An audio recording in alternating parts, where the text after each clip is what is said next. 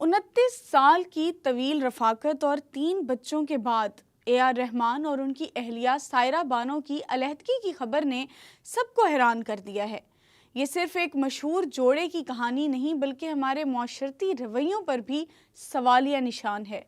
کیا واقعی جذباتی تناؤ اور عدم برداشت اتنی بڑی دیوار بن سکتی ہے کہ محبت بھی اسے پار نہ کر سکے؟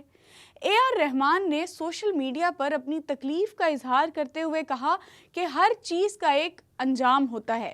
سائرہ بانو نے بھی اعتراف کیا کہ تعلقات میں بڑھتا ہوا جذباتی دباؤ اور ناقابل حل اختلافات نے انہیں علیحدگی پر مجبور کر دیا۔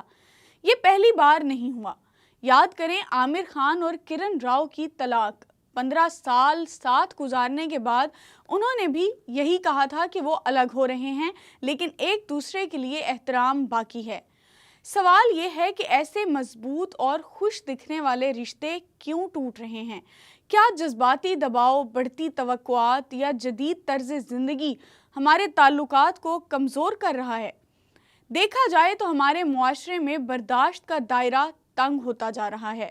بات چیت کی کمی، جذباتی فاصلے اور خود کو سمجھنے کی بجائے ایک دوسرے کو بدلنے کی کوشش تعلقات میں درار ڈال رہی ہے۔ محبت تو موجود ہوتی ہے لیکن ایک دوسرے کو قبول کرنے کا جذبہ کہیں کھو جاتا ہے۔ یہ وقت ہے کہ ہم ان کہانیوں سے سبق لیں۔